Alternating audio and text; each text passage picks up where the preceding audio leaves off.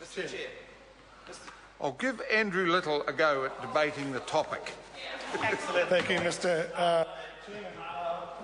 We should not take lightly what is really one of the central and core functions of this House, which is raising the the revenue for the Crown so that it can discharge its obligations to citizens of this fine and fair country. And so when we are called upon as a House to either set or to confirm what the tax rates are, the income tax rates are, that's not a matter that we should do so with any sense of jocularity or with any sense of frivolity, but a matter of which we should proceed with great caution and with due solemnity and seriousness. And it is in that spirit that I come here to the House to speak on this bill. But my colleagues have drawn the House's attention to really the underlying anxiety that members of the opposition have about this bill and this provision in this bill, which is that the tax rate set only a few years ago, it seems like a long time now, but apparently it was five or so long, hard, grinding years under this government, have caused hardship and considerable concern to many people.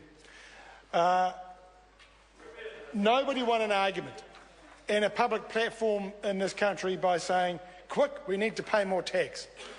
But everybody understands the argument that if we want a cohesive society, if we want fairness and equity and egalitarianism, then the government of the day needs to be funded to discharge those purposes and objectives that the people need to provide the bare minimum for themselves and their families and their communities. So the money raised for hospitals, for income support, for schools, for roading, all those things that actually keep communities together, provide opportunities, give confidence to investors to invest, all those sorts of things are underpinned by the revenue raised by the Crown to do that. Therefore, the money that people pay from what they earn. And whether they earn it by selling their labour, their time, their skills, their talent, their intellect, or whether they do it through interest earned on their investments, or whether they do it through selling a succession of properties, which seems to be increasingly the New Zealand way. All those issues are important when it comes to setting our tax rates.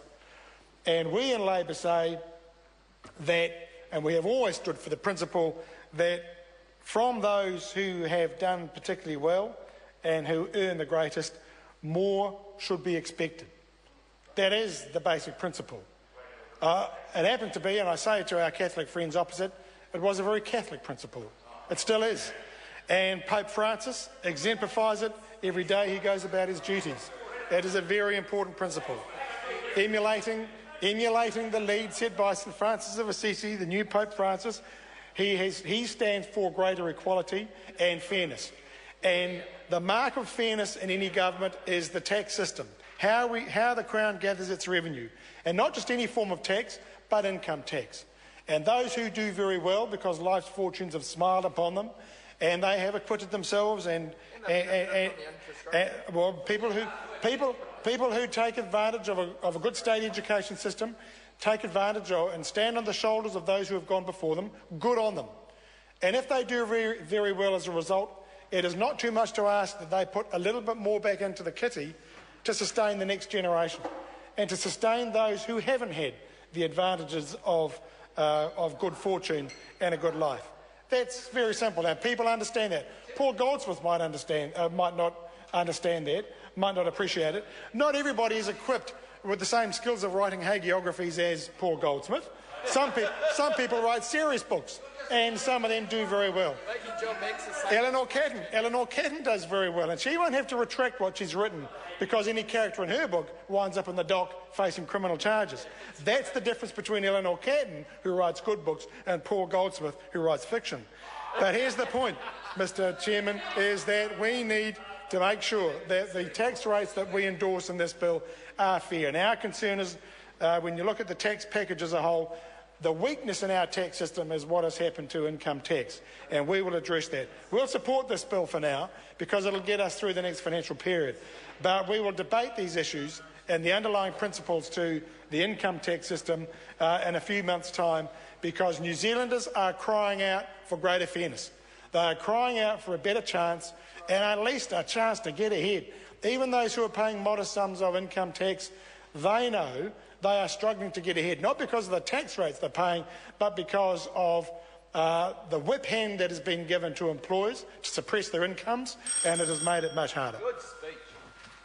The question is that part 1 stand part. Those of that opinion will say aye. Contrary, no. The ayes have it. Question now is that part 2 stand part. This is Mr. Chair. the debate on clauses 4 to 107 and schedules 1 and 2. David Clark, you have the call. Thank you, Mr. Chairman. I want to speak about Supplementary Order Paper